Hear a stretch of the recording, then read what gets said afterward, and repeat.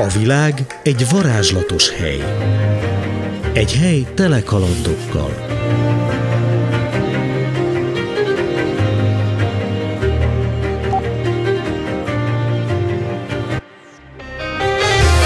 Átéltem az amazóniai dzsungel varázsát. Láttam az ókori egyiptomiak lélegzetelállító építményeit. Beutaztam Amerika különböző helyeit. És kipróbáltam azt is, milyen az élet Ausztráliában. Neked adtam az egész világot. Egy világot, amelyet egyszer te is meg fogsz tapasztalni.